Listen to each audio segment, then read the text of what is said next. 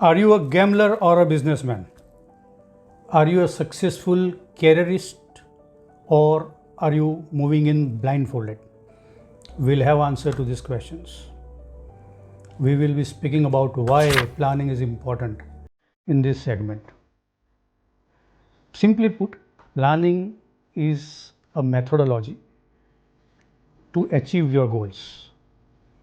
It is widely believed, and rightly so, that if you answer the questions 5 wives and 1 H husband, 5 W's and 1 H, what, where, when, why, who, and how.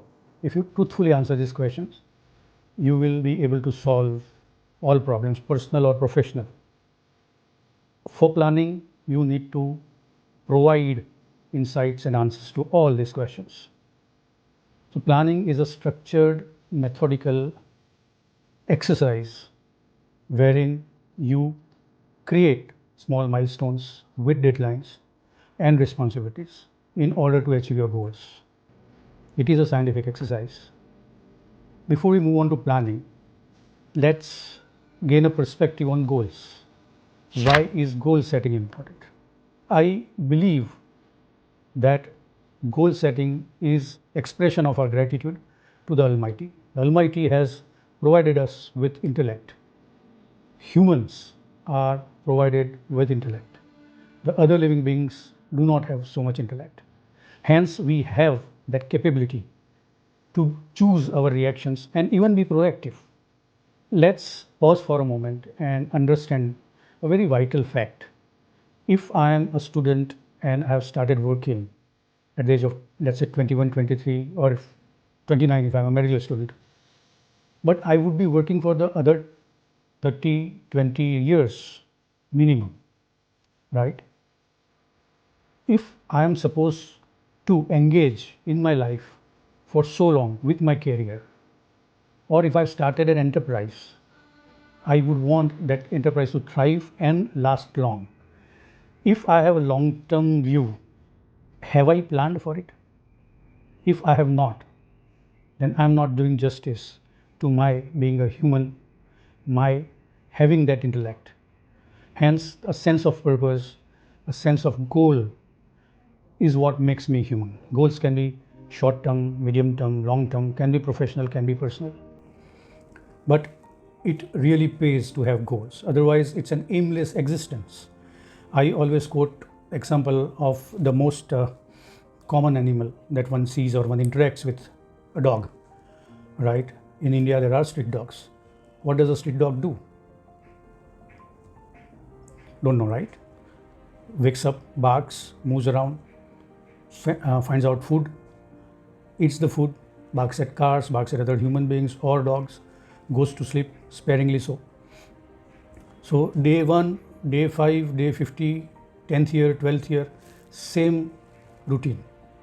If we don't have a sense of purpose, if we don't have goals, we also are actually leading such a life. Then what is the difference between a human and another living being? Hence, goal setting is very, very important. And hence, planning is very, very important, because goal setting by itself does not suffice. A goal without a plan is just a wish. So if I set a goal that I want to clear UPSC, I want to secure 90% marks, I want to be a 100 crore company, I want to become a general manager or an MD, if I don't have a plan to achieve that, it is just a wish. So I want to or I aim to should be replaced by I wish I would be an MD. I wish I would be a 100 crore enterprise owner. So it is highly essential and mandatory for a goal to be backed up by a plan. It's a necessary condition. Why is this critical to success activity, CTS activity of planning, ignored by almost all?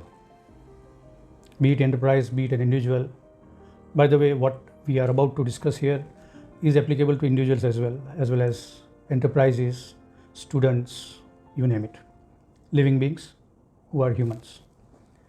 So why is this critical to success activity marginalized or ignored in our existence? I have coined it CTTS, which is critical to true success. There is a difference between success and true success. Success might be fueled by other factors beyond my effort. So external factors which are not in my control by very nature. Market conditions, for example, or I being born with a silver spoon, having a platform given by my parents or father or mother or even my grandfather. All those things might make me successful, and I might grow at a rate which I am happy with. But is it true success? I think not. So what is true success? True success is when I grow beyond my capabilities. When I plan to grow and achieve up to the level of my capabilities, and then I plan to grow beyond my capabilities. That is true success. And true success means that I outgrow the market. True success means that I outgrow the competitors. True success means that I keep on making higher benchmarks. I keep on improving my capabilities. That is true success. So I might be successful, but what if I want to be a truly successful person or a truly successful enterprise? That is where planning is a mandate. Without planning, I don't think anybody has achieved true success. So why is this critical to true success factor marginalized or ignored? Well, I have broadly trifurcated our psychological approach to planning. The first being there is an impulsive kind, then there is a pessimist kind, and then there is a skeptic kind. What do I mean by that? Impulsive kind means they are people of action. They think planning is a waste because they want action. They move, they perform, they want to continually be the center of attraction or into the scheme of things, and hence they think that planning is a waste of time. You sit down, you think through, and by the time you think through, things might have gone the other way. It's better to be out there actioning. Another thought is that if I waste time in planning, who will do the action? Most of the MSMEs are plagued with this because those are entrepreneur oriented organizations. They are focused on the MD's efforts or the entrepreneur's efforts, and hence what happens is that during the course of the day, the MD is embroiled in firefighting and heavy operations and does not spare time. And then he rationalizes that I don't need to plan. If I plan, who will do the things? So these impulsive things, actually they are people who are, as I said, man of action, very dynamic. Hence moving out of comfort zone is not a problem for them. However, they don't want to pause, and hence they rationalize that planning is not necessary. The other kind are pessimists. Usually pessimists, as we know, are people who say, kabhi kuch theek nahi hoga. Nothing good will come out of it. And for planning also, they believe so. They would like to believe so. They are people who want to remain in their comfort zone. Actually, human beings are hardwired to remain in comfort zone, and hence coming out of the comfort zone is a huge task. And we naturally resort to all kinds of rationalization to remain in comfort zone, and hence we slip into a pessimist mode. So coming out of the comfort zone being a difficulty, these pessimists come out with all kinds of rationalization, which will make them believe that planning is not important at all. They believe that planning leads to rigidity. The external factors affecting the enterprise or my own life are too many. How do I plan for them? And if I plan and factors change, then it's a waste, right? So that's the rationalization. Other rationalization being that they come out with examples of both the kinds, meaning people who have succeeded without planning and people who have planned but not succeeded. And they are correct. Examples of both kinds abound. However, people who plan and not succeed, we will touch upon those reasons later on. If you plan in the correct method, you are bound to succeed. Planning is a scientific exercise. We need to take planning seriously. Coming to the third kind, the skeptics. These are people who are very weak in decision making. They need to be pushed into decision making. They are fanciers. So they want rationale to either be for or against. And whoever makes the higher noise, the people who are against, they will fall into that category. Or if they are in the company of people who are for, they will fall into that category. But they are generally weak in their approach. These skeptics, as I said, are indecisive, and these are the largest kind. The impulsive is the next largest kind, and the pessimist is the third largest kind. Fence-sitters are the largest kind, and they generally have a rationale that I am successful enough. I have come from this level to this level. See, without planning. Why do I need planning? They rest on the past laurels. And this rationale, though they believe they are successful, they are not truly successful, but they avoid the exercise of planning. Now, let's touch upon why planning is important, and then why planning fails in some cases. Planning is important because, as I said, you are on a lifelong journey. If you don't plan, that means you don't exist. You don't lend credibility to your efforts and your existence. Planning is a structured, a methodical approach, and it fortifies the resolution to achieve a goal. It is a mandate, as I said earlier. It is also necessary because everyone's life is subject to a lot of external factors. So many external factors impact us. Hence, we need to be prepared for contingencies. Plan A, Plan B, Plan C. I heard a very popular US film star say that we should not have a Plan B. We should be committed to Plan A. But that's, I believe, not possible, particularly with an enterprise. We can't be rigid. There are too many factors that affect us. As I said, to achieve true success, and true success also means scalability and sustainability as a characteristic. If I am successful at an X level, I want to go to X plus delta X, and I want to continue with the growth. I need to create new normals. What are new normals? For example, let's say I'm at 100 crores turnover. I move to 150 crores or 115 crores. Then that 115 crores should be a new normal. I should not slip back to 90 crores. I may come back to 110, but a tolerable limit. And I create that new normal, and then I plan and achieve. My entire enterprise aims at achieving 130 crores, and then make 130 crores a new normal, and then again go further up, right? So that creation of a new normal, which prevents us from sliding down. Most MSMEs are into a trap of a sinusoidal wave. They go up, they come down, they go up, they come down. Inconsistent growth and inconsistent degrowth as well. I believe that is very dangerous for an enterprise to exist, right? When you are not confident of where your enterprise will grow, you are limited in terms of your investment, in terms of your risk-taking capabilities. So planning gives you a wonderful edge when it comes to discerning between investment and an expense. When you spend a considerable amount of time, effort, money, whether you should persist, whether it's an investment. If it is an investment, you would persist, right? Because you want to reach a certain goal, and hence this investment is necessary. But if you think of it as an expense, then you would be apprehensive and you would pull out prematurely, which is a catastrophe. Hence, planning is necessary. It gives you that persistence that you need to achieve for your goals.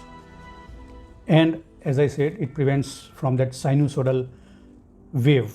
It helps you prevent against inconsistency and aims at giving you a consistent growth which is sustainable and scalable. Planning also is a wonderful tool to effectively and efficiently utilize your resources. Efficiency kicks in with planning. Hence, you come out with a lot more yield than your inputs if you have planned.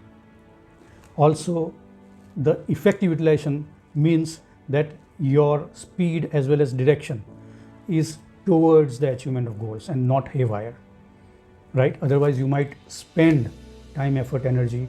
You might go out in circles, go around in circles, or haywire, and after a period you would find that you have not landed anywhere close to where you wanted to be, and then you rationalize that, oh, planning is bakwas, right? So effective and efficient utilization of resources is also a side effect of planning. More importantly, and most importantly, as I had said at the beginning, that planning is a methodical scientific exercise where you actually also take stock of the past. You take stock of the external factors, the ecosystem, and you take stock of the internal strengths and weaknesses.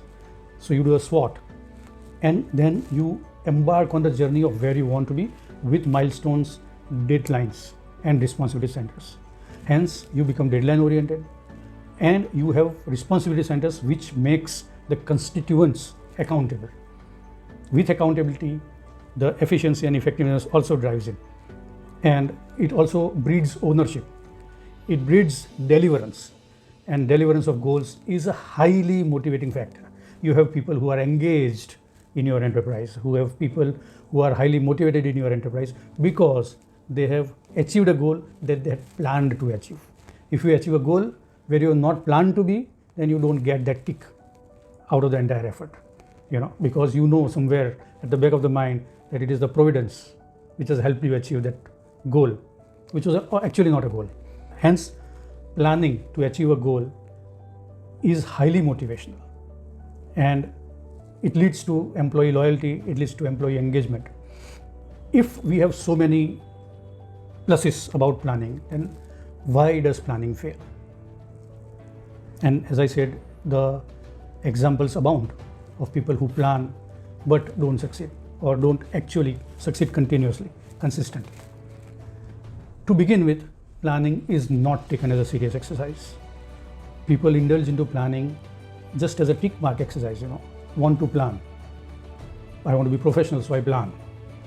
But that planning, as I said, is a scientific methodological exercise. If it is unstructured, if it is not based on my own analysis of past, the market or the external factors, my own SWOT, and where do I want to be, it will not yield effective planning. If you want effective planning, you need to be sincere. And insincere effort will never lead to a good planning, and hence would never lead to achievement of the goal. Planning also needs to be flexible. It is not etched in stone. Because of the external factors, you need to be nimble, you need to be flexible, you need to factor in a lot of factors as you go on the journey, right? And hence that plan B or plan C, or even some deviations on plan A, but then come back to your original plan. So this is a very flexible exercise which you should really be aware of. It is nothing etched in stone. So once you start on the journey, you need to stay on the course only. That is not the mandate. You need to continuously factor in the developments. Another reason for failure of planning is disruption. The markets today, the life today is faced with a lot of disruptions. Earlier, a disruption would come once in 30 years, once in 40 years. Then it came down to a decade. Now it is believed that every 3 years there is a disruption. And even as we go further, the disruption happens even within months. So if you have planned for something and there is a disruptive factor happening, you need to take into account and hence factor that effort and then replan, right? However, I would say that even in such situations, a half-baked plan is better than no plan at all, if you really want to be successful. So don't shy away from planning. I started with whether you are gambling or running an enterprise. We all know that an enterprise or a business is risk-taking, but we need to manage the risks. If we don't manage the risk, then what is the difference between driving a business, running a business, and gambling? So are you a gambler? The answer to that is no, only if you plan. Otherwise, you are a gambler. You go in blind. When you don't plan, you go in blind. And hence, you are a gambler. So to mitigate risks, planning is important. You need to plan to mitigate risks.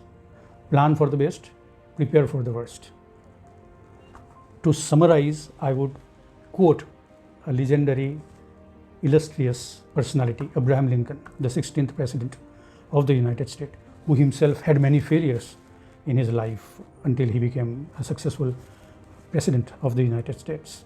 He says that if you give me 6 hours to chop a tree down, I will spend 4 hours to sharpen the axe, which means that I will spend about 66% of my time in planning. Sharpening the axe means planning in that context.